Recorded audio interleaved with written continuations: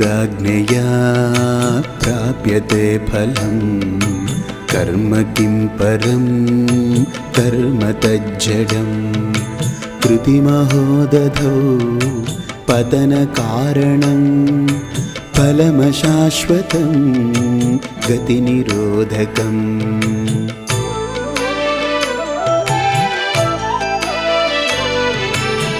ईश्वरार्पितं नेच्छया कृतं चित्तशोधकं मुक्तिसाधकं कायवाङ्मन कार्यमुत्तमं पूजनं जपश्चिन्तनं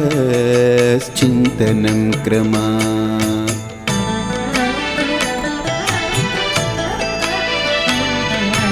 जगदैषधीयुक्तसेवनम् अष्टमूर्तिभृद्देवपूजनम् उत्तमस्तवा उच्चमन्दतः चित्तजं जप ध्यानमुत्तमम्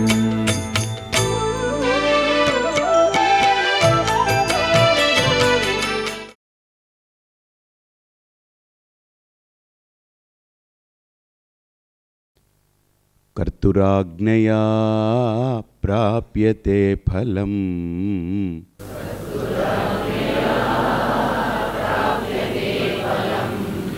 कर्म किं परं कर्म तज्जडम्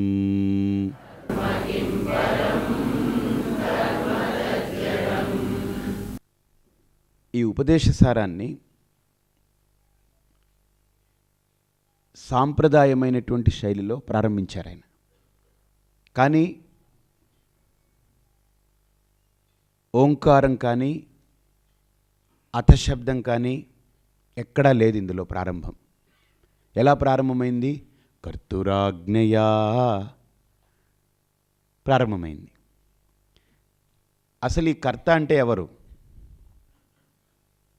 కర్తుః ఆజ్ఞయా ఫలం ప్రాప్యతే అంటే కర్త యొక్క ఆజ్ఞ చేతనే ఫలాలు మనకు లభిస్తున్నాయి, మనం పొందుతున్నాం. కాబట్టి ఇక్కడ కర్త అంటే ఎవరు అంటే ఉపనిషత్ అంటుంది కర్మఫలదాత సయేవ కర్త. కర్మఫలాలకి కర్మకి మనం చేసేటువంటి కర్మలకి ఫలాల్ని ఎవడైతే ఇస్తున్నాడో వాడే కర్త. ఏమండి మరి నేను కర్మలు చేస్తున్నాను కదా, నువ్వు కర్మలు చేస్తున్నావా? లేదు నేను నిమిత్తంగా పెట్టుకుని కర్మలు జరుగుతున్నాయా? అదేమిటో మనం చూస్తాం. మనం చాలా అనలిటికల్గా ఒక్కొక్క అంశాన్ని ఎక్కడా విడిచిపెట్టకుండా చూసే ప్రయత్నం చేద్దాం. కాబట్టి ఇక్కడ కర్త అంటే the fundamental meaning, the intrinsic meaning ఏంటనంటే పరమాత్మ అనర్థం. అతని అనుగ్రహంతో, అతని యొక్క నియతితోటే మనకు కర్మఫలాలు వస్తున్నాయి. ఆ కర్మఫలాల్ని మనం అనుభవిస్తున్నాం. అది పాపమా పుణ్యమా సుఖమా దుఃఖమా పక్కన పెట్టండి.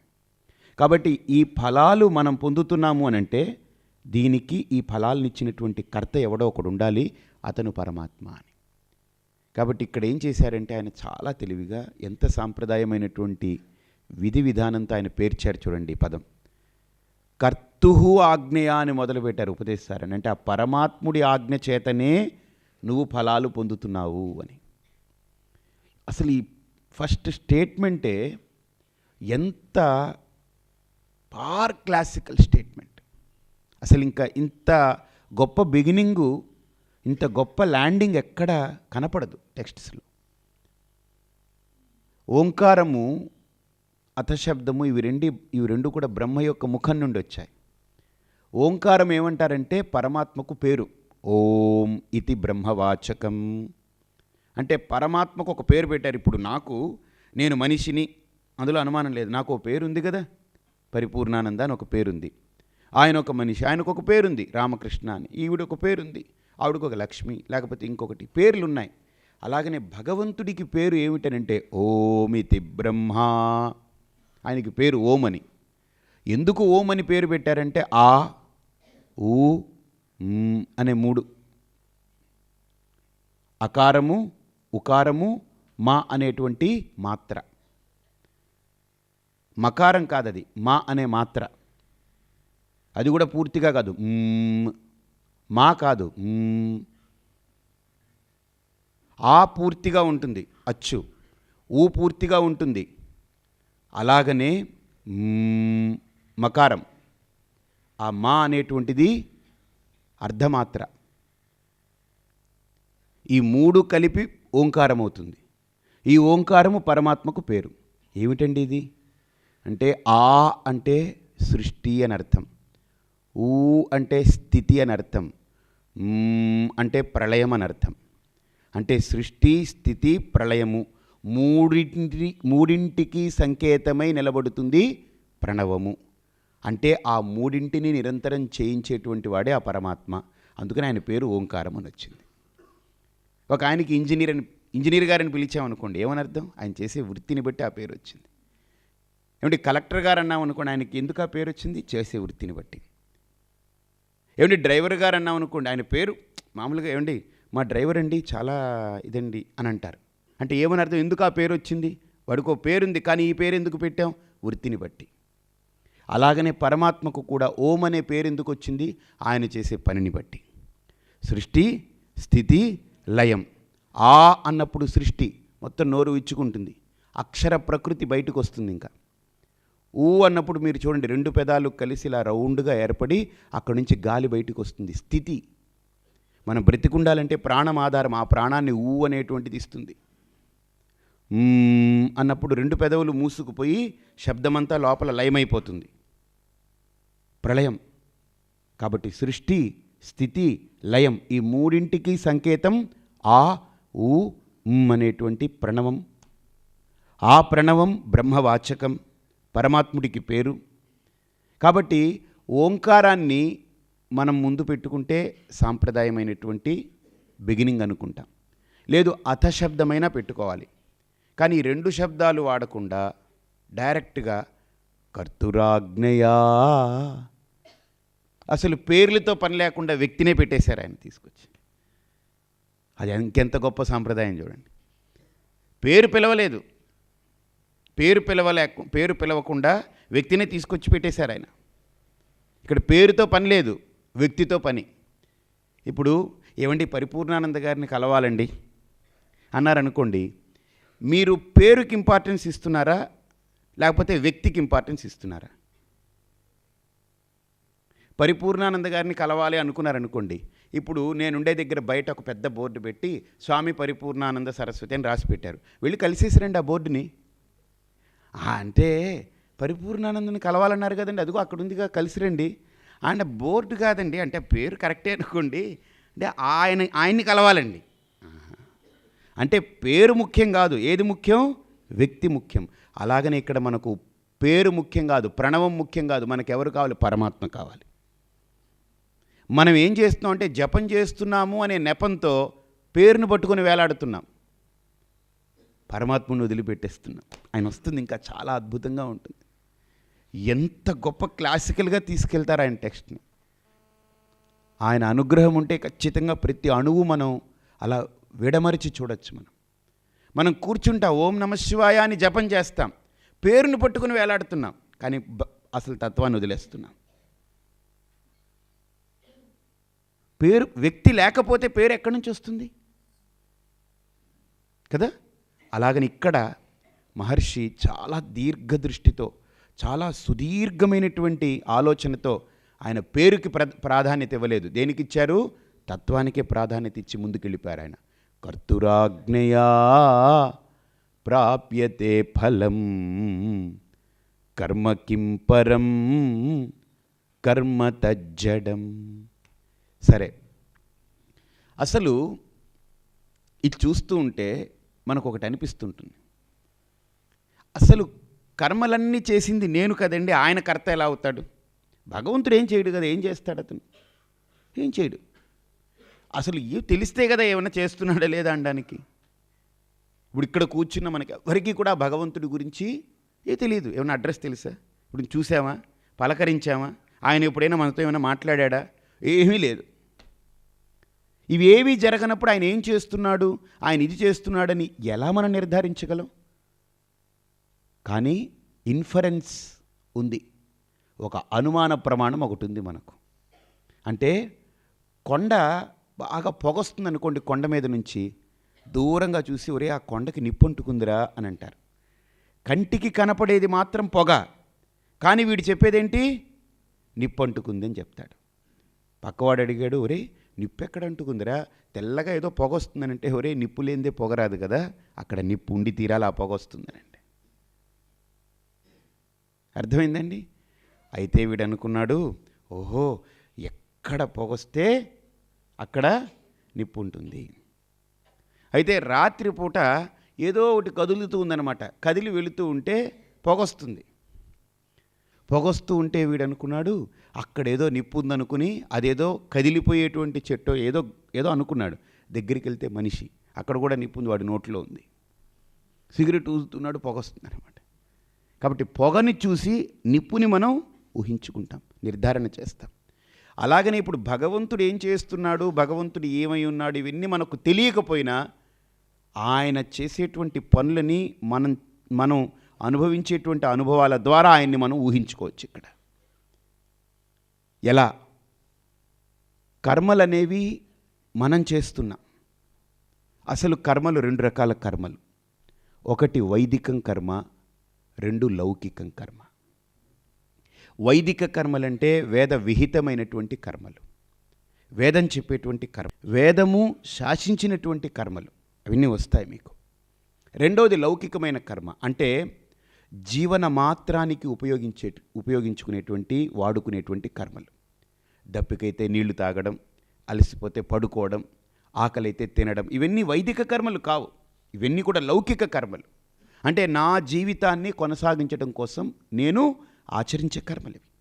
కాబట్టి ఇది లౌకిక కర్మలు. నేను వెళ్ళి ఉద్యోగం చేయడం, లేకపోతే ఒక వ్యాపారం చేయడం, సంపాదించుకోవడం, ఇళ్ళు కట్టుకోవడం, పడుకోవడం, తినడం, వండుకోవడం, మాట్లాడడం, అక్కడికి వెళ్ళడం, ఇక్కడికి రావడం, బట్టలు కట్టుకోవడం, ఇవన్నీ కూడా లౌకిక కర్మలే. వేదము నిర్దేశించినటువంటి కర్మలన్నీ వైదిక కర్మలు. ఈ రెండు తెగల్ని సరిగ్గా అర్థం చేసుకోండి, ఇది మనస్సులో ధారణ చేయండి. ఇప్పుడు ఇక్కడ ఆయన అంటారు, ఎని వైదిక కర్మైనా లౌకిక కర్మైనా అది మనం చేసేవే కదా. ఇప్పుడు ఒక యజ్ఞం చేస్తున్నాం, మనం చేస్తున్నాం, భోజనం చేస్తున్నాం, మనం చేస్తున్నాం, అన్నీ మనం చేసేవే. అయితే ఈ మనం చేసేటువంటి కర్మలు ఏమవుతున్నాయనంటే కాలాంతరంలో అది పరిణితి పొంది ఫలాలనిస్తున్నాయి. దానికి రైట్ ఎగ్జాంపుల్ ఏంటంటే మన జన్మే, మన బ్రతుకే, మన పుట్టుకే.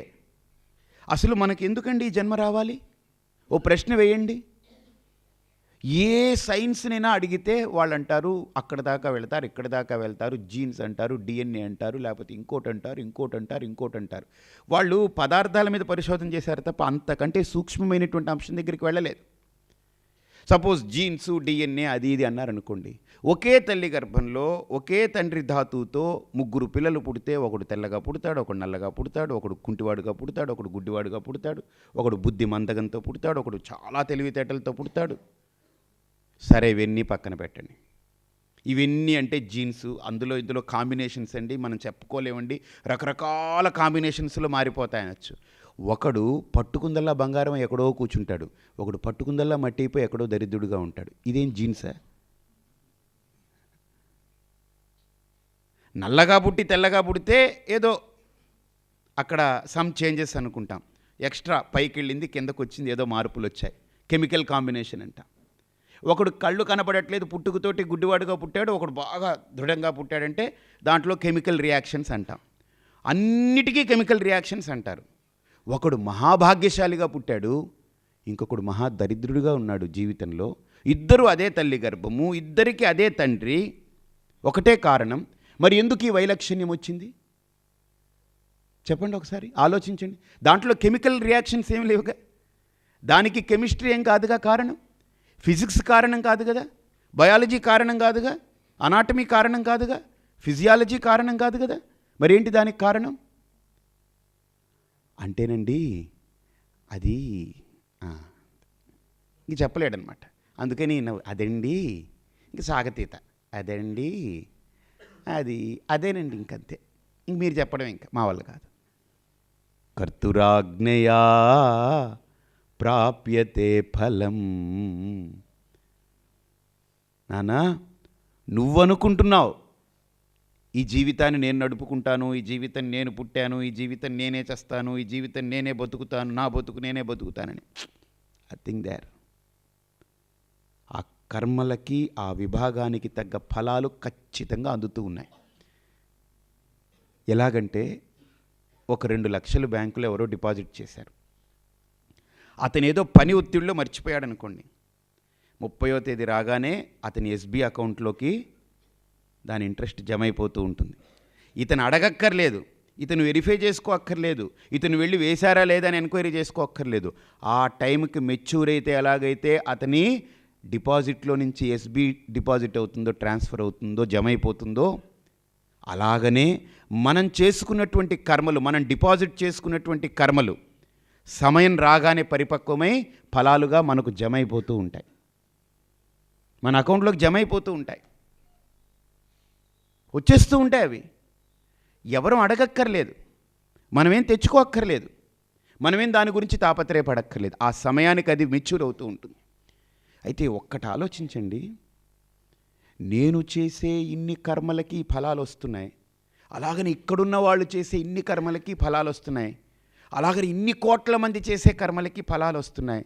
అసలు ఈ ప్రపంచం కాదు, అసలు ఈ సృష్టిలో జరిగే ప్రతి కర్మకి ఫలాలు ఖచ్చితంగా వస్తున్నాయనంటే అసలు ఇంత ఒక ధర్మాన్ని, ఈ చట్టాన్ని ఎవరు అమర్చిపెట్టారండి? ఏదో ఒక ప్రోగ్రామింగ్ అనేది జరిగింది కదా. ఇప్పుడు మనం కంప్యూటర్ ఆన్ చేసి అకౌంట్స్ ప్రోగ్రామ్ తీసుకున్నాం అనుకోండి, అకౌంట్స్ సెక్షన్లోది ఫైల్స్ అన్నీ తీసుకున్నాం అనుకోండి, అదంతా వస్తుందనంటే గుర్తుపెట్టుకోండి, మనం కంప్యూటర్ నొక్కితే అది రాదండి. కంప్యూటర్ అనేది ఒక ఉపాధి.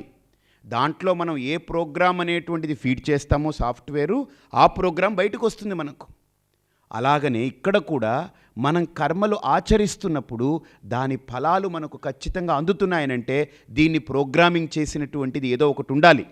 ఈ వ్యవస్థని, దీన్ని సిద్ధాంతీకరించినటువంటి ఈ వ్యవస్థని, పటిష్టంగా నడిపే ఈ వ్యవస్థని చేసినటువంటి కారణం ఒకటి ఉండాలి. అది ఏమిటా కారణం? ఏమై ఉంటుంది? దీన్ని ఎవరో ప్రోగ్రామింగ్ చేయాలి కదా. ఆ ప్రోగ్రామింగ్ ఎవరు చేసుంటారు? పరమాత్మ. సరే, ఇంకొక అడుగు కూడా ముందుకెళ్తున్నారు.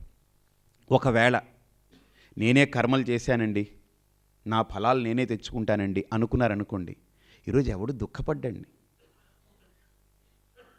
మనం మార్కెట్కి వెళ్తే కూరగాయలు కొన్నప్పుడు, వంకాయలు కొన్నారనుకోండి, ఎస్పెషల్లీ ఈ చచ్చు పుచ్చువన్నీ పక్కన ఏరి పెడతారు, మంచివన్నీ తీసి తక్కెట్లో పెడతారు, మనం ఏరి పారేట్లే.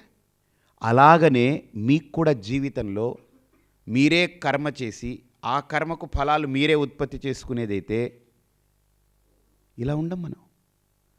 ఒకవేళ చచ్చుపుచ్చు కర్మలు ఉన్నాయనుకోండి, వాటన్నిటిని ఫలాలన్నీ ఏరిపారేసి ఇప్పుడు మంచి ఫలాలే దగ్గర పెట్టుకుని అనుభవిస్తూ ఉంటాం మనం. అలా ఏమైనా కుదురుతుందా? అలా ఏమైనా వీలు పడుతుందా? నో. పుణ్యమైనా నెత్తిన పిడుగుపడ్డట్టు పడుతుంది, పాపమైనా పిడుగుపడ్డట్టు పడుతుంది. మనకి ఇష్టం లేకపోయినా పాపాన్ని అనుభవించాలి, ఇష్టం ఉన్నా ఒక్కొక్కసారి పుణ్యం చేజారిపోతూ ఉంటుంది. అంటే పాపపుణ్యాలనేటువంటి ఫలాలు ఏవైతే ఉన్నాయో, సుఖదుఖాలనేటువంటి అనుభవాలు ఏవైతే ఉన్నాయో, ఇవి రెండు నన్నడిగో లేకపోతే నా ప్రమేయంతోటో లేకపోతే నా ఆజ్ఞతోటో రావట్లేదు. అవి వచ్చి నా మీద వాలిపోతున్నాయి, పడిపోతున్నాయి, అంతే. నేను అనుభవించాల్సిందే. అంటే ఫలాలు నేను తెచ్చుకోవట్లేదు, ఫలాలు నాకు సమయానికి సకాలంలో అందివ్వబడుతున్నాయి. అంటే నా చేతిలో లేదు. అందుకనే శ్రీకృష్ణుడు కూడా భగవద్గీతలో చాలా అద్భుతంగా ఆ శ్లోకాన్ని చెప్తూ, కర్మణి ఏవతే అధికారః మా ఫలేషు కదాచన మా కర్మ ఫలహేతుర్భూః మాతే సంగోస్త్వ కర్మణి. ఎంత క్లీన్గా ఇచ్చారు చూడండి. కర్మణి ఏవతే అధికారః మా ఫలేషు కదాచన. కర్మలు చెయ్యడంలోనే నీ యొక్క అధికారం ఉంది, కానీ ఈ ఫలాలు నేను ఇలా తెచ్చుకుంటాను, ఈ ఫలాలు నేను అలా తెచ్చుకుంటాను నువ్వు తెచ్చుకోలేవు. ఊహించుకో, ఈ ఫలం ఇలా వస్తే బాగుంటుంది, ఆ ఫలం ఇలా వస్తే బాగుంటుందని నువ్వు అభిప్రాయం పెంచుకో, నువ్వు ఊహించుకో, నువ్వు ఆశించు, కానీ శాసించే హక్కు నీకు లేదు. ఆశించడం వరకే నీకు హక్కు, శాసించడం నీ చేతిలో లేదు. నాకు ఇలానే జరిగి తీరుతుంది, నాకు ఇలా జరిగితే బాగుంటుందని ఆశించు, కానీ నాకు ఇలా జరిగి తీరుతుంది అని శాసించే హక్కు ఎవరి చేతులైనా ఉందండి? నో, లేదు. నెక్స్ట్ మూమెంట్ ఏమిటో మనకేం అర్థం కాదు. ఆ డార్క్లో పడున్నాం మనం. అసలు మన వెనకే ఉంది, మన ముందే ఉంది, అసలు మన భవిష్యత్ ఏంటి, మన భవితవ్యం ఏంటి, ఏమిటో అంధకారంగా ఉంది. అంటే మనం ఎలా ముందుకెళ్లాలో వాడు వెళ్ళవలసిన అడుగు రాగానే అక్కడ లైట్ వేసి మనం నడుపుతూ ఉన్నాడంతే. ఆ టైంకి మనకు కనబడుతుంది, వెళ్ళిపోతూ ఉంటాం అంతే. రేపు జరగబోయేది ఈరోజు చూపించాడు అనుకోండి, ఇంకా రేపు అనేది ఉండదు. ఈరోజు అవగొట్టేస్తాం రేపుని. అందుకనే వాడు రేపు ఏమిటో మనకు తెలియనివ్వకుండా అలా ఉంచాడు. మళ్ళీ రాత్రి అంతా హాయిగా పడుకుని ఉదయం లేవగానే రేపును ఓపెన్ చేస్తాడు. ఇదిరా అబ్బాయి ఈరోజు నీ రేపు అనేది అని 2 కిటికీలు తెరిచి చూపించినట్టు అలా తెరిచి చూపిస్తే ఇంకా ఆ రోజంతా బతుకుతూ ఉంటాం. కాబట్టి తరువాతి క్షణమేంటో మనకు కనపడనివ్వడు ఆ పరమాత్మ, మూసుంచుతాడు. తెలిస్తే అది తరువాతి క్షణం కాదు, ఆ క్షణమే అయిపోతుంది. అందుకనే కనబడనివ్వకుండా, తెలియనివ్వకుండా మూసుంచున్నాడు ఆయన. అందుకే మనం ఏం చేయలేకపోతున్నాం. రేపేమిటో మన చేతిలో లేదు. ఎందుకు? మనకు కనుక. కానీ రేపు లేకుండా పోతుందా? ఉంది. ఇప్పుడు నిన్నటి నుంచి చూస్తే ఈరోజు రేపయింది, ఈరోజు వచ్చేసాం కదా. అంటే నిన్న రాత్రి పడుకుని ఉదయం లేవగానే స్నానం చేసి ఉరుకులు పరుగులుగా పళ్ళు తోముకుని స్నానం చేసి దేవుడి దగ్గర దీపం పెట్టి అబ్బా 6:30 కల్లా వెళ్ళిపోవాలి, మనం కూర్చోవాలి. అక్కడ ఉపదేశాలు మొదలు పెడతారు. ఉదయం లేవగానే ఈరోజు ఏమిటో మీకు తెరిచాడా? ఎంతవరకు తెరిచేశాడు? ఈరోజు రాత్రి వరకు తెరిచేశాడా? నో, ఆ క్షణం తెరిచాడు. పళ్ళు తోముకున్నారు, మళ్ళీ క్షణం తెరిచాడు. స్నానం చేశారు, మళ్ళీ క్షణం తెరిచాడు. బట్టలు వేసుకున్నారు, మళ్ళీ క్షణం తెరిచాడు. దీపం పెట్టుకున్నారు, మళ్ళీ క్షణం తెరిచాడు. కాఫీ తాగారు, మళ్ళీ క్షణం తెరిచాడు. చెప్పులు వేసుకుని పరుగులు తీసుకుంటూ ఇక్కడికి వచ్చారు. కానీ ఇక్కడ వింటున్నారు. తర్వాత ఏమిటో మనకు తెలియదండో, అది కూడా మూసేస్తుంది. ఇదే తణుకులో 5 ఏళ్ల క్రితం ప్రవచనం చెప్తుంటే అన్ని రోజులు ఒక ఆవిడ అటెండ్ అయింది. ప్రవచనం విని ఇక్కడి నుంచి వెళ్ళి ఇంటికి వెళ్ళిన తర్వాత ఆవిడ యాక్సిడెంట్ అయింది, పోయింది. చాలా శ్రద్ధగా వినేది. ఆలోచించండి, నిజంగా ఒక అవివేకపు మాట. అసలు ఆవిడ ఆ ప్రవచనానికి వెళ్ళకపోతే చచ్చుండేది కాదు కదా. అంటే ప్రవచనానికి వెళ్ళే వాళ్ళందరూ చచ్చిపోతారనే, ఇదే అవివేకం. అలా అయితే ఈ పాటికి ఎవరు ప్రవచనానికి రారు. అయిపోయి ప్రవచనానికి వెళ్ళి బయటకు వస్తే చచ్చిపోతాం, ఏదో గుద్దేస్తుంది అనుకుంటా. ఆవిడికి ఆ క్షణం యాక్సిడెంట్ ఈరోజు ప్రవచనానికి వెళ్తున్నావమ్మా, ఇది ఆఖరి ప్రవచనం, తర్వాత నీకు ఇంకా వినేదానికి ఉండదు, చెప్పేదానికి ఆయన నీ దృష్టిలో ఉండడు, వినడానికి నువ్వు ఉండవు, అంత ఖేల్ కథం దుకాన్ బంద్ అంత అయిపోతుందని కనుక ఆయనకి తెరిచేసి ఉంటే ఆవిడ ప్రవచనానికి రాదు. ఎందుకని ప్రవచనానికి వెళితేనే కదా నాది అయిపోతుంది, వెళ్ళడానికి కూర్చుంటుంది. అందుకనే వాడు చాలా తెలివిగలవాడు, అన్నీ మూసుంచుతాడు, తెరవడు అన్నీ. ఆ క్షణం వచ్చిన తర్వాత తెరుస్తాడు, మనం పడతాం, అయిపోతుంది, అంతే, ఫినిష్. కర్తురాజ్ఞయా ప్రాప్యతే ఫలం. మనకు అర్థం కావట్లేదు మన జీవితం ఏంటో. మళ్ళీ మనం అంటుంటాం పెద్ద మాటలు, నా బతుకు నేనే బతుకుతానండి, నా చావు నేనే చస్తానండి. ఎవడు చస్తాడు నీ గురించి? ఎవడు చావడు, నువ్వే చావాలి. నీ బతుకు ఇంకోటి ఎవడు బతకడు, నీవే బతకాలి. అది పెద్దగా చెప్పుకోవడం, నా డిక్లేర్ చేయడం. నా బతుకు నేనే బతుకుతానండి, ఎందుకండి నన్ను ఇబ్బంది పెడతారు, నా చావు నేనే చస్తానండి. ఎవడైనా చేసేది అదే. ఎందుకు కేకలు వేసుకోవడం దానికి? ఎందుకు ఇరిటేషను? నీ బతుకు నువ్వే బతకాలి, నీ చావు నువ్వే చావాలి. దాని మళ్ళీ స్టేట్మెంట్స్ ఎందుకు, డిక్లరేషన్ ఎందుకు, దానికి రిజల్యూషన్ పాస్ చేసుకోవడం ఎందుకు? వినక్కర్లేదు. ఎంత ప్రేమ ఉన్నా తల్లి కొడుకు బతుకుని తల్లి బతకదు. కొడుకు బ్రతుకు కొడుకు బ్రతుకే, తల్లి బ్రతుకు తల్లిదే బ్రతుకు. కొడుకు చావు తల్లి తీసుకుని చావలేదు, తల్లి చావు కొడుకు తీసుకుని చావలేడు. ఎవడి చావు వాడే చావాలి. ఇది ఇక్కడ నియతి. నేను ఒకళ్ళ కోసం బ్రతుకుతున్నానో లేకపోతే ఒకళ్ళ కోసం చస్తున్నానో అని అనుకుంటే మార్పు చేసుకోవాలి మనందరం ఈరోజు. అందుకని ఒక సందర్భం కోసం చచ్చిపోవడమో, ఒక సంఘటన కోసం చచ్చిపోవడమో, ఏదో ఒకటి అలా జరిగిందని ప్రతికూలత కోసం చచ్చిపోవడము అవివేకం. నాకు నిజంగా చావు వచ్చినప్పుడు ఎలాగో చేస్తాను, అంతలోపు ఎందుకు నేను చస్తూ బతకాలి? నాకు బ్రతికే హక్కు ఉంది ఈ భూమి మీద, నాకు బ్రతకాలి ఇక్కడ. కానీ ఆ బ్రతుకుని ఎలా బ్రతికితే దానికి అర్థం పరమార్థం ఏర్పడుతుందో మన మహర్షులు బోధించారు. అలా బ్రతకమని తీసుకొస్తున్నారు మనల్ని. ఇక్కడ వాస్తవాన్ని ఆయన చూపిస్తున్నారు. కర్తురాజ్ఞయా ప్రాప్యతే ఫలం.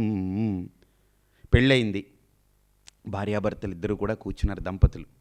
ఏమండి, మీరెంతో మంచివారు, నాలోనూ ఆ మంచితనం ఉంది, కానీ మన పిల్లలు కూడా అలా పుడితే ఎంత బాగుంటుందో అని.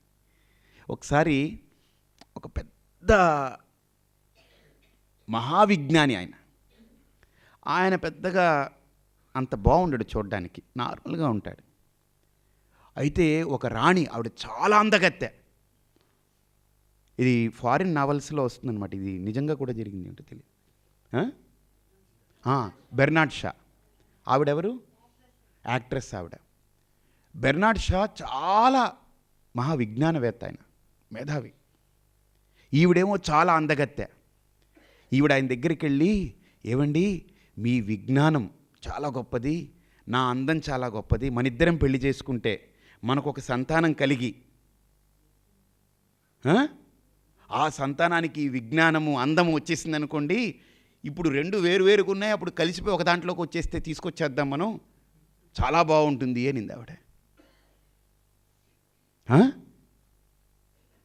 ఆవిడ అనగానే ఆయన అన్నాడు, అదే విజ్ఞానం అంటే. అమ్మ చాలా బాగుంది, నువ్వేమనుకుంటున్నావు? విజ్ఞానం, నా విజ్ఞానం వచ్చి నీ అందం వస్తే చాలా బాగుంటుంది అనుకున్నావు కదా, ఇప్పుడు మనం కనే సంతానంలో ఒకవేళ నా అందం వచ్చి నీ విజ్ఞానం వచ్చిందనుకో, పరిస్థితి ఏంటి? ఇప్పుడు నా విజ్ఞానమే రావాలి అని అక్కడ నేనేమన్నా తపస్సు చేయాలా? అక్కడ ఏమైనా కూర్చొని ఏం చేయాలి? నేనేమన్నా ఈ స్పూన్లు లేకపోతే కత్తులు కటార్లు పెట్టి ఏమైనా ఆపరేట్ చేయాలా? లేదు. దానికేం ఒక బాండ్ లేదు. నీలాంటి అందమే ముక్కు కళ్ళు అన్నీ కోటేరు ముక్కు, మంచి కళ్ళు, చారటంత కళ్ళు, పెద్ద జడ, ఇలా దిగాలని ఏమన్నా ఒక నియమం ఉందా? లేదు. లోపల ఏం జరిగిపోతుందో జరిగిపోతుంది, మనకేం తెలియదు. మనకి ఒక్క ముక్క మనకు తెలియదు. నువ్వు అనేది బాగుంది, నువ్వు ఆశించేది బాగుంది, కానీ మనం శాసించలేమే, మనం కర్తలు కామే. అది ఫలం, అది పుట్టే ఫలం. ఆ ఫలం ఎలా ఉంటుందో మనం నిర్ణయించలేం, మనం శాసించలేం. మనం కర్త వరకే, మన ఇద్దరం కలుస్తాం, ఆశిస్తాం, అంతవరకే మన పని, చేయవలసిన కృత్యం చేస్తాం. దాని తర్వాత జరిగేటువంటి ఆ పోస్ట్ యాక్షన్ జరిగేటువంటి రియాక్షన్స్ అంతా మన చేతిలో లేవు. ఎలా? కర్తురాజ్ఞయా ప్రాప్యతే ఫలం. ఆలోచించండి, ఏ ఫలము కూడా మనం తెచ్చుకునేవి కాదు, మనకివ్వబడేవి, సకాలంలో మనకివ్వబడేవి, మనం అనుకుని జరిగేది కాదు. నా దగ్గరికి ఒకసారి ఒక భార్యాభర్త వచ్చారనమాట.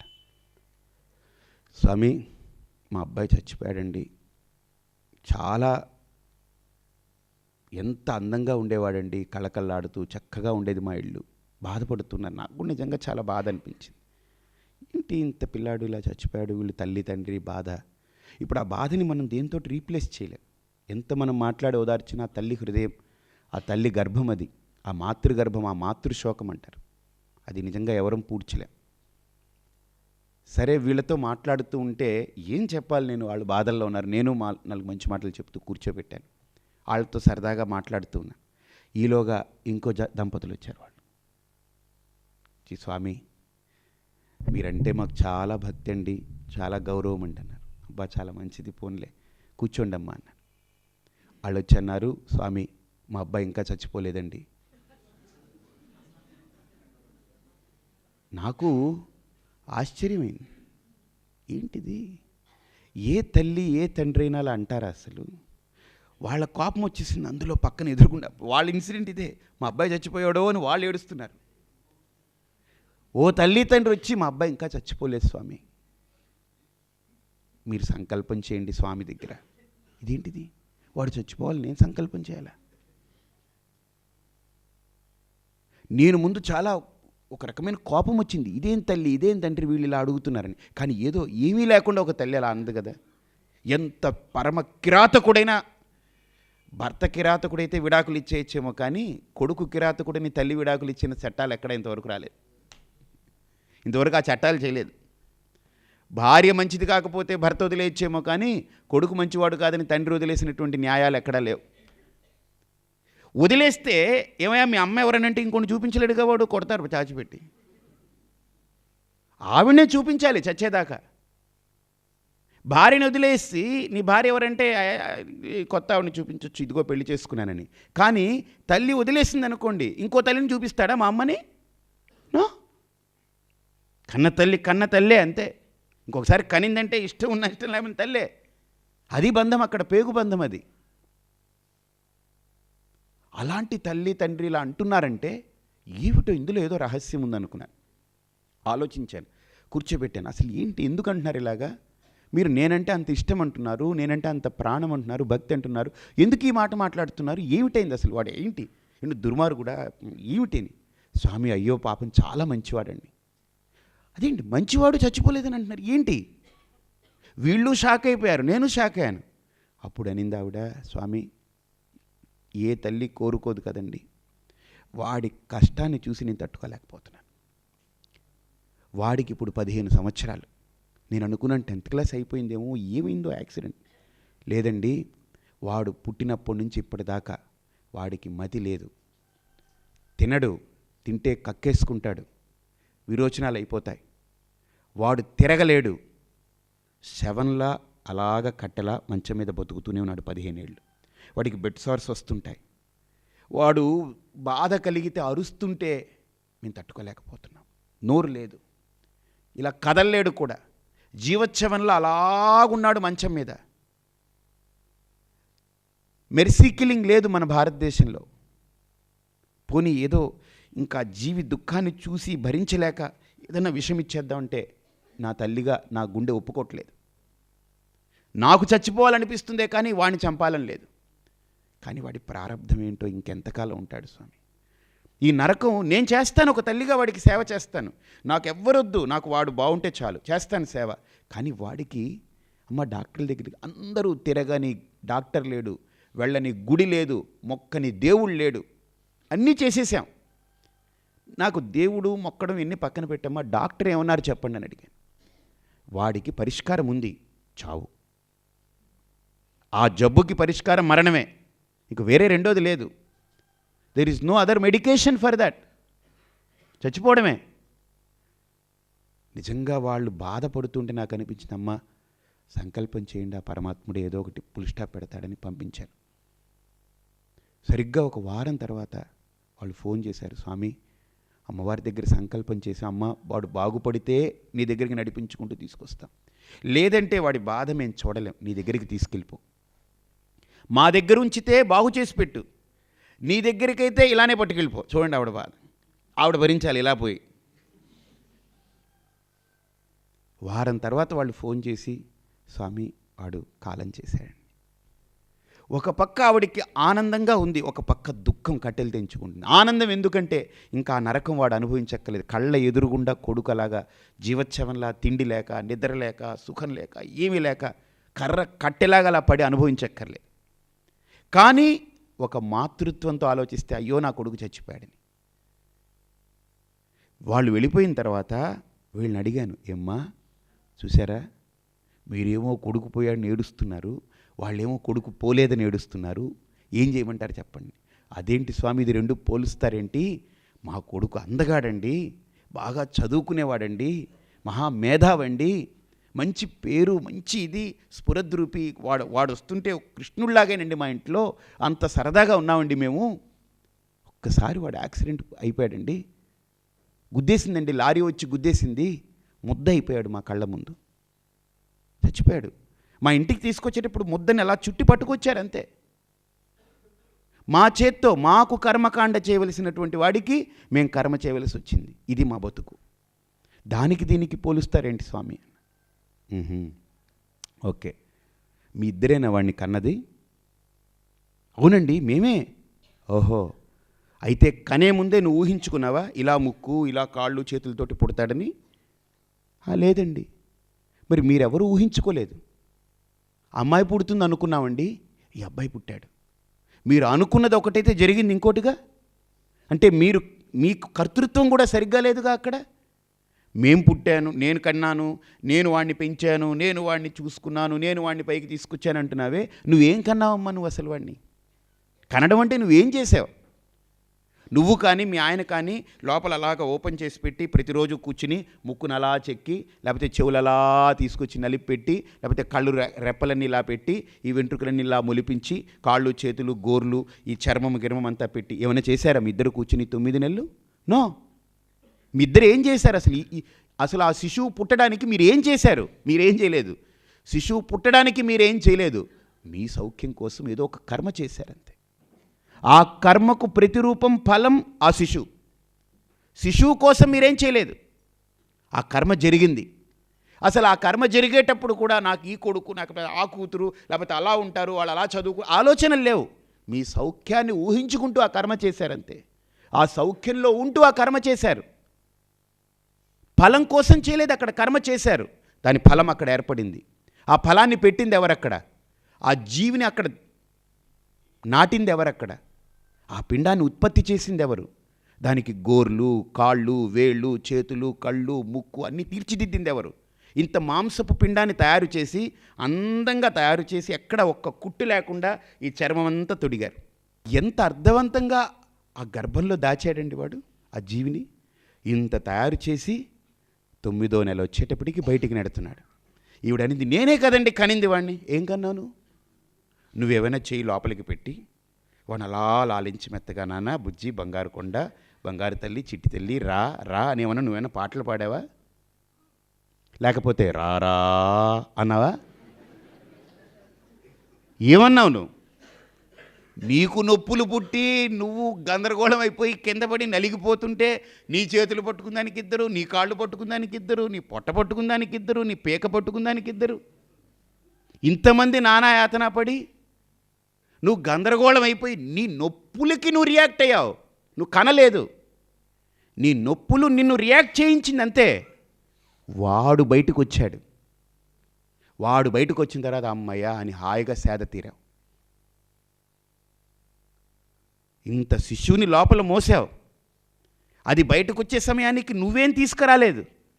నిజంగా ఈవిడే తయారు చేసి ఈవిడే తీసుకురావాలంటే 9 నెలలు ఎక్కడ పడతామండి? ఆఫీస్కి సెలవులు పెట్టి, లేకపోతే ఇంట్లో చేసుకోలేక ఎక్కడ గందరగోళం, 2 నెలలు చేసి అవతల పడేద్దామని చేసుకుంటారు. వీళ్ళు ఏం చేసి పాడేసేదానికి ఏమన్నా మినప్పిండా, లేకపోతే సున్నుండా, లేకపోతే ఇదేమన్నా బూరెలా, లేకపోతే గారెలా మనం తయారు చేసుకుని వేసుకునేదానికి? నో, ఇదొక ప్రాసెస్, ఇదొక ప్రక్రియ. అది అలా జరగాల్సిందే. నా చేతుల్లో లేదు కనుక ఆ ప్రక్రియ జరుగుతూ ఉంటే నేను అలాగా భరిస్తున్నానంతే, నిమిత్త మాత్రంగా.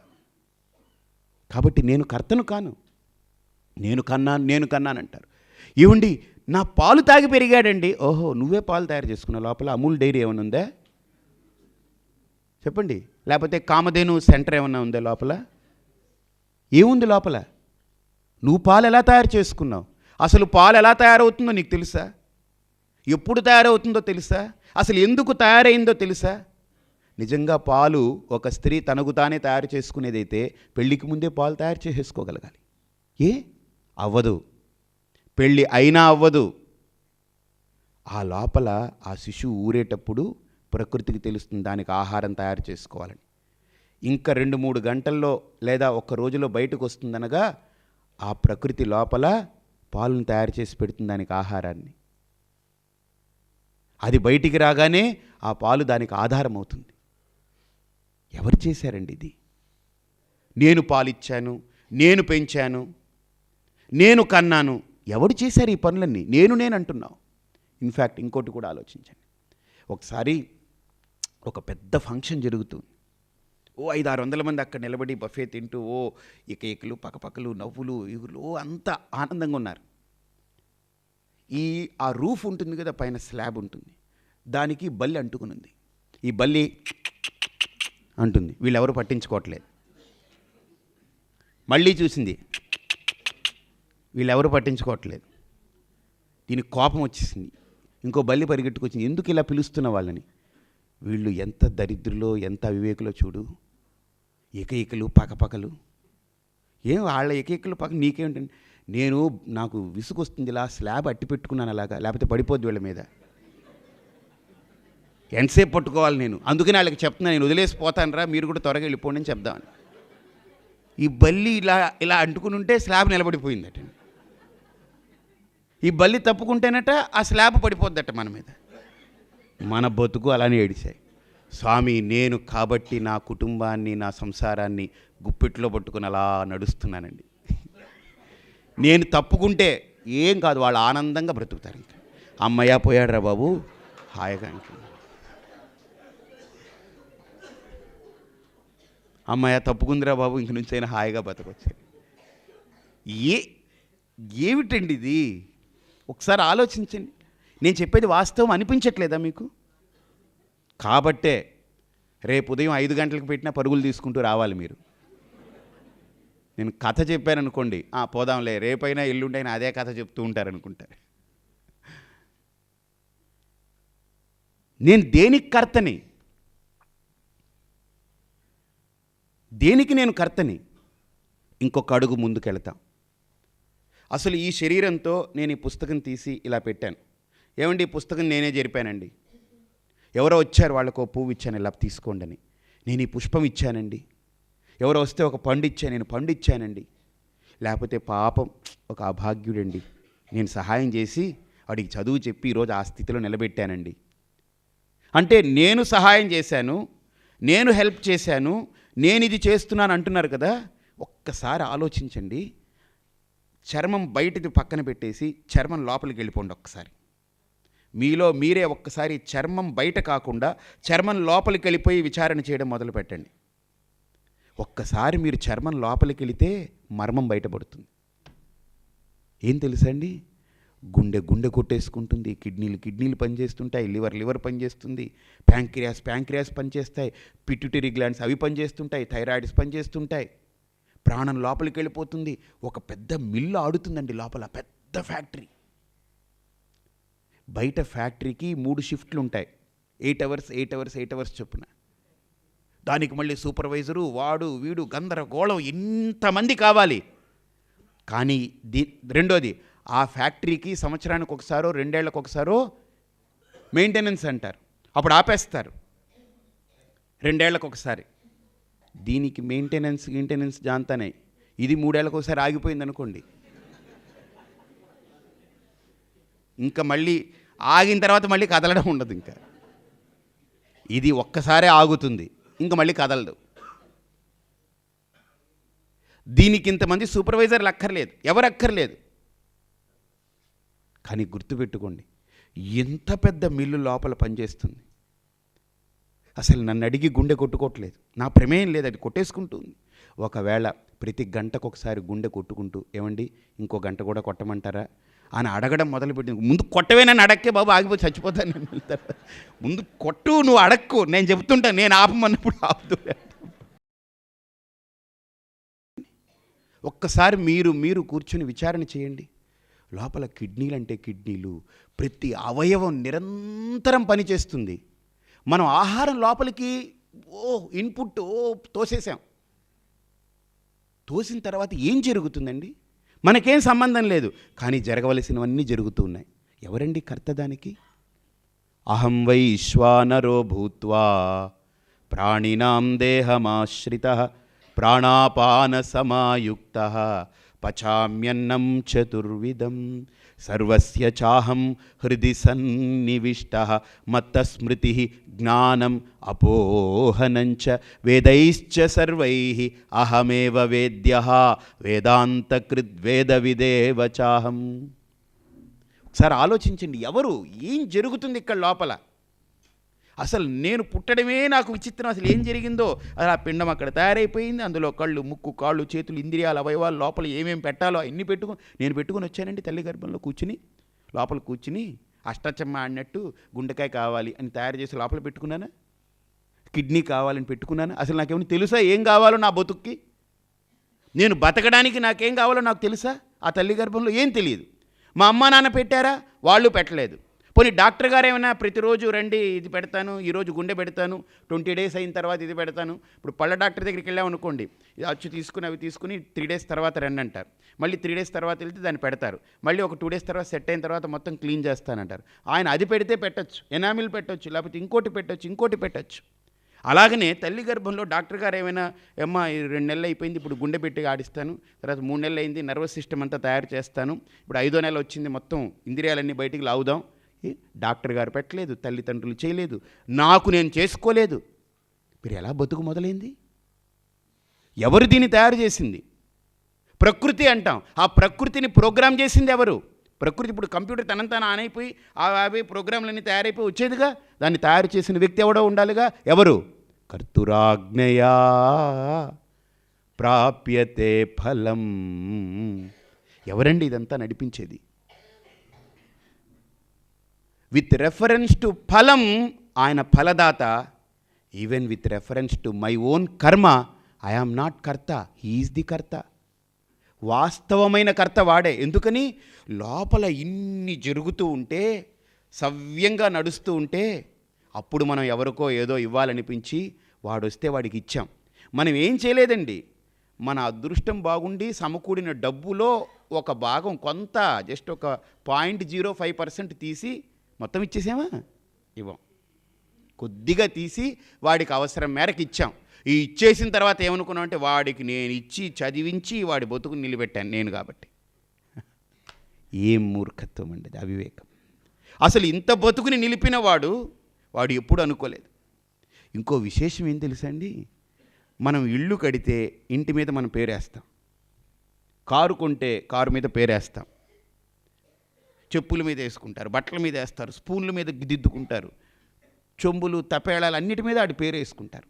నిజంగా ఇదంతా నాది అని మనం పేర్లు వేసుకున్నాం కదా, అసలు ఇదంతా వాడిది కదా. వాడు గనుక ముక్కు మీద పేరు గుద్ది, చెవుల మీద గుద్ది, అన్నీ తయారు చేసినాడు, అన్నిటి మీద గుద్ది పాడేసి ఉంటే ఇది ఏంటి పరిస్థితి? అసలు మన ముఖం కనపడదు, ఏం కనపడదు. ఎక్కడ పడితే ఆడి ముద్రలు గుద్దేసి ఉంటాయి, ఏం కనపడవు. మనమేమో ఏదో ఒక స్పూన్ కొనుక్కుంటే దాని మీద ఇంత పెద్ద పేరు, అలా ఆ పేరు పెద్దదనమాట. దానికి ఒక ఆయన కాచిబావు అని పెట్టాడు. ఏంట్రా ఈ పేరు కాచిబావు ఏంటంటే, కందాల చిన్న బుచ్చిరాజు సూర్యనారాయణ అంట, కాచిబాసు. అంత పెద్దది స్పూన్ మీద రాదన్నాడట వాడు, అందుకని చిన్నది రాశాడు. ఒకవేళ వచ్చింటే దాన్ని ఇరికించి ఉండేవాడే. ఏమిటిది? ఓ స్పూను కొంటే మన పేరు. కొంతమంది పుస్తకాలు రాస్తారు. నాకు ఇక్కడ ఇరిటేషన్ ఏంటంటే, సర్వ హక్కులు రచయితవి అని అంటారు. అసలు వీడికి హక్కు ఎవరిచ్చారండి? అసలు హక్కు ఎవరిచ్చారు ఇతనికి? కానీ ఈరోజు మనం రాసుకుంటున్నాం.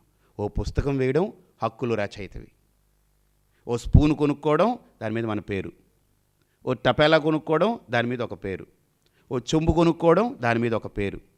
పరమాత్ముడు ఆ పని చేయలేదు, మన ఋషులు ఆ పని చేయలేదు.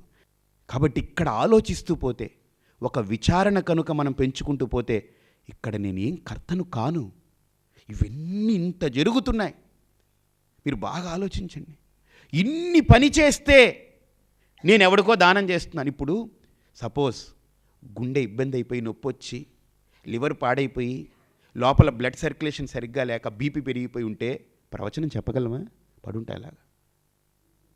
అదే పరిస్థితి వినే శ్రోతలు ఎవరికైనా ఉంటే వచ్చి వినగలరా? రాలేరు. ఇన్ని బాగుంటే వచ్చి చెప్పి, నేను కాబట్టి చెప్పానండి. అసలు ఆ చెప్పుకి వెనకాల నిలబడింది ఎవరు? పలికెడిది భాగవతమట, పలికించెడివాడు రామభద్రుండట అన్నాడు. ఆ భావం ఊరికినే రాముడు వెనకాలన్నాడు లేకపోతే అవి కాదు. విచారణ చేయండి శాస్త్రీయంగా. నిజం కదండి.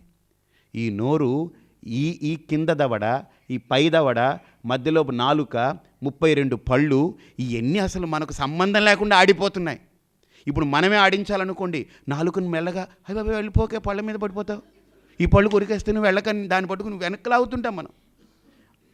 చూడండి, లబ మాట్లాడేస్తుంటాం. ఏం కాదు, నాలుగుకి 32 పళ్ళు ఇలా ఉంటాయన్నమాట, అలా కూరలు జాపి ఎప్పుడు వేసేద్దామని చూస్తుంటుంది.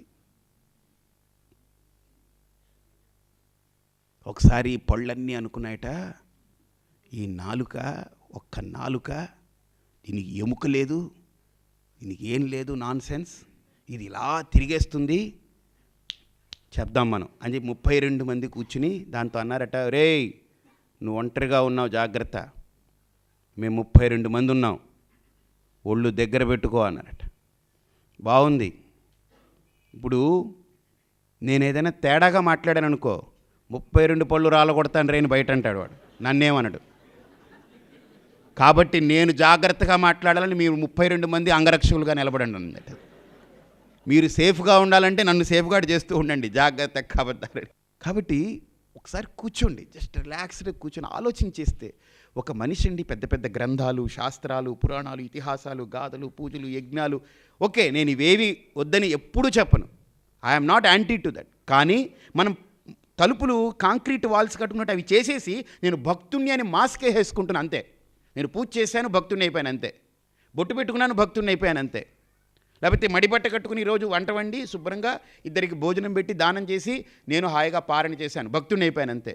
లేదా ఒక పుస్తకం పైనుంచి కింద వరకు పారాయణం చేసి 100 సార్లు భక్తుణ్ణి అని మనం ఏదో కర్మ చేసేసి ఒక క్రియ చేసేసి మాస్క్ వేసేసి భక్తులైపోయామని కూర్చుంటున్నాం. అసలు మన బుద్ధితో విచారణ మొదలు పెట్టట్లేదు. దీనికేం రూపాయి ఖర్చు లేదు, కూర్చుని ఒక్కసారి విచారణ మొదలు పెట్టండి. కర్మకే ఖర్చు అండి, జ్ఞానానికి ₹1 ఖర్చు లేదు. విచారణమే జ్ఞానానికి కావాల్సింది. మన బుద్ధిని పదును పెట్టడమే, అంతర్ముఖం చేయడమే. ఒకసారి నేను విశాఖపట్నంలో ప్రవచనాలు చెప్తూ ప్రతీ నెల కాకినాడ వచ్చేవాడిని ప్రవచనాలకి. అక్కడి నుంచి ట్రైన్లో వచ్చేవాడిని. విశాఖపట్నం నుంచి బాగుండేది, ఖాళీగా ఉండేది. ఈ అనకాపల్లి దగ్గర జనం విపరీతంగా ఎక్కేస్తారు. అక్కడ ఒకడు ఎక్కాడు, సరిగ్గా కరెక్ట్గా అనకాపల్లి దగ్గర ఒకడు ఎక్కాడు. వాడు ఫస్ట్ టైం ట్రైన్లో ఎక్కుతున్నాడట. వాళ్ళ ఇంట్లో వాళ్ళు వచ్చి, స్వామీజీ మీరు ఎక్కడ దిగుతారంటే, నేను కాకినాడ వెళ్ళాలి, సామర్లకోటలో దిగుతానని చెప్పాను. విశాఖ ఈ గోదావరి ఎక్స్ప్రెస్లు ఉంటాయి. ఏమండి, ఈయన మా నాన్నగారండి, అమ్మాయిని చూడడానికి వెళ్తున్నారు, మొట్టమొదటిసారి ట్రైన్లో ఎక్కుతున్నారు, ఈయన ఏంటంటే పిఠాపురం దగ్గర దిగిపోతారండి ఆయన, మీరు ఒక్కసారి ఆయన్ని జాగ్రత్తగా చెప్పండి, ఆయనకి ఏం తెలియదు కొత్త అన్నారు. సరే అని కూర్చోబెట్టుకున్నాను. వీరు ఏంటంటే అనకాపల్లిలో బెల్లం తయారు చేస్తారు, దిమ్మలు. ఈ బెల్లం దిమ్మని ఎత్తిన పెట్టుకుని దింపడు పక్కనే కూర్చుంటాడు. ఇది ఏంటి, ట్రైన్ కదిలేటప్పుడల్లా బెల్లం దిమ్మ నా తలకిలా గీసుకుంటూ ఉంటుంది. ఇంకా పైపొచ్చి ఇంకో విచిత్రం చూడండి, ఇతనికి పాపం బాత్రూమ్కి వెళ్ళాలి. ఏమండి ఇక్కడ ఏమన్నా ఉందంటారా అన్నాడు. ఏమిటి ఉందరా, ఏంటి ఉందంటారా, ఏమిటి ట్రైన్ ఉంది మనం పోతున్నాం, ఏమిటి నీకు పిఠాపురం వస్తుంది, పిఠాపురంలో దింపుతానన్నాడు. కాదండి, ఈ చేత్తో పట్టుకున్నాడు, దీంతో గిరిధారి.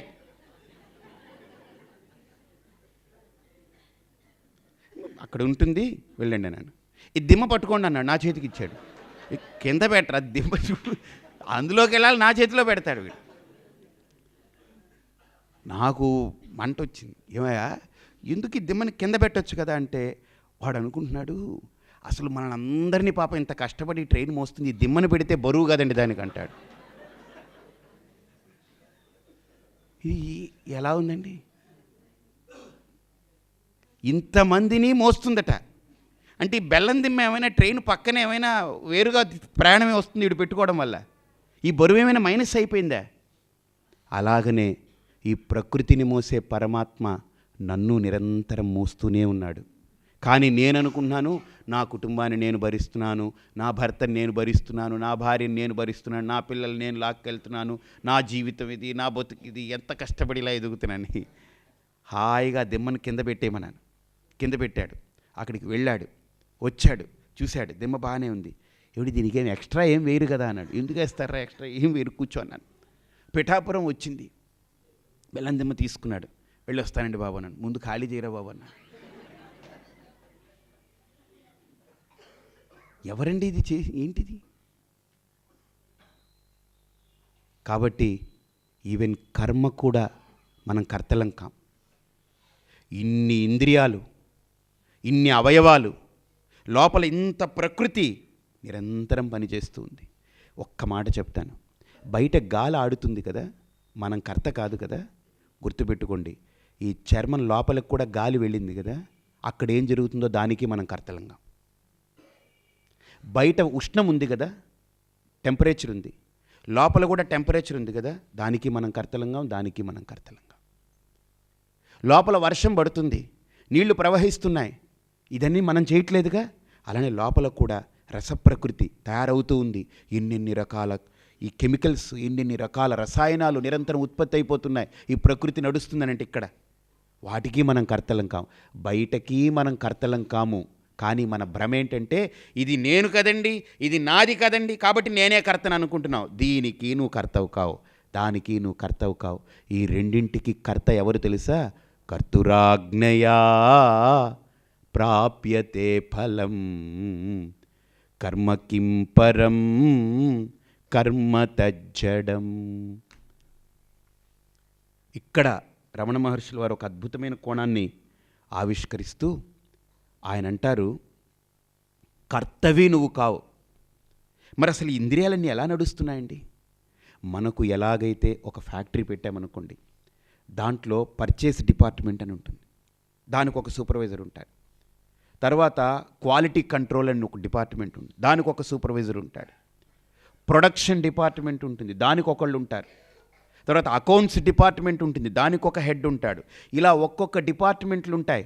అలాగనే డిస్పాచ్ డిపార్ట్మెంట్ ఉంటుంది, డిస్పాచ్ అంటారా దానికి ఒక హెడ్ ఉంటాడు. ఇలా ప్రతిదానికి ఒక హెడ్ ఉంటాడు. వాడి యొక్క పర్యవేక్షణలో ఆ విభాగం నడుస్తూ పోతూ ఉంటుంది. అలాగనే ఇక్కడ కూడా రకరకాల డిపార్ట్మెంట్లు. ఏంటి?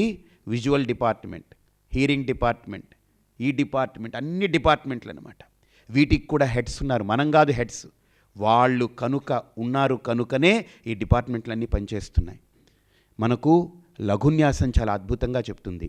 ప్రజననే బ్రహ్మాతిష్టతు, పాదయోర్విష్ణుస్తిష్టతు, హస్తయోర్హరస్తిష్టతు, బాహోరింద్రస్తిష్టతు, జఠరే అగ్నిస్తిష్టతు, హృదయే శివస్తిష్టతు, కంఠే వసవస్తిష్టంతు, వక్త్రే సరస్వతీ తిష్టతు, నాసికయోర్వాయుస్తిష్టతు, నయనయోశ్చంద్రాదిత్యౌ తిష్టేతాం, కర్ణయోరశ్వినౌ తిష్టేతాం, లలాటే రుద్రాస్తిష్టంతు, మూర్ధిని ఆదిత్యాస్తిష్టంతు, శిరసి మహాదేవస్తిష్టతు, శిఖాయాం వామదేవస్తిష్టతు, పృష్ఠే పినాకీ తిష్టతు, పురతః శూలీ తిష్టతు, పార్శ్వయో శివాశంకరౌ తిష్టేతాం, సర్వతో వాయుస్తిష్టతు, తతో బహిః సర్వతోऽగ్నిర్జ్వాలామాలా పరివృతాస్తిష్టంతు, సర్వేష్వంగేషు సర్వా దేవతా యథాస్థానాని తిష్టంతు, మాం రక్షంతు, యజమానగం రక్షంతు, సర్వాన్ మహాజనాన్ రక్షంతు.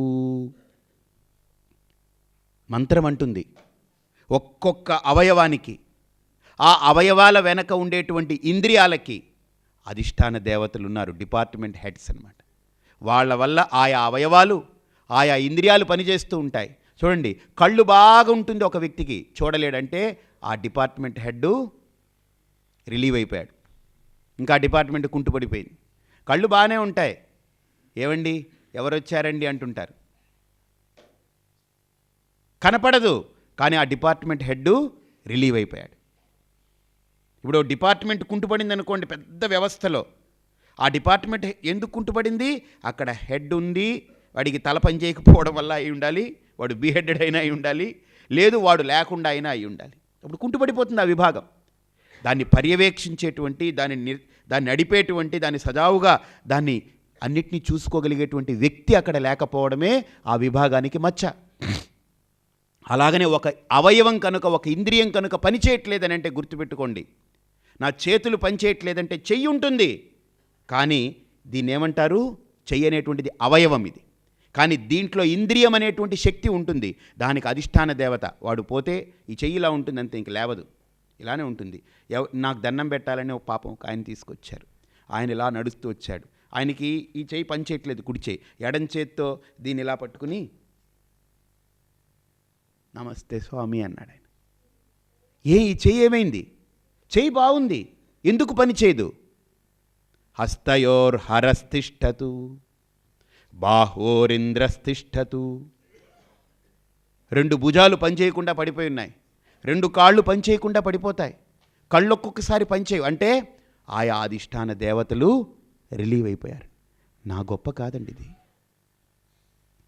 ఇదన్నీ ఇంత పర్ఫెక్ట్గా ఉంటే మనం ఏదో మన దగ్గర ఉన్న ఒక 10 రూపాయలు, 100 రూపాయలు, 1000 రూపాయలు తీసి ఎవరికో ఇచ్చి, ఏమండి సన్మాన సభ పెడతారా? ఏమిటండి ఇది? ఆలోచించండి ఒకసారి. నేను మిమ్మల్ని విమర్శిస్తున్నాను అనుకోకండి, విచారణ చేయిస్తున్నాను. ఈ విచారణ కనుక మీరు సద్విమర్శ చేసుకుంటూ వెళితే ఈ ఉపదేశ సారంలో ఒక్కొక్క లైను 30 లైన్లండి ఇది. ఈ 30వ లైను పూర్తయ్యేటప్పటికి ఒక స్థితిని ఖచ్చితంగా మహర్షి కలిగిస్తారు. అయితే నిర్ద్వంద్వంగా, నిష్పక్షపాతంగా మనం ఆ విచారణను సాగించాలి.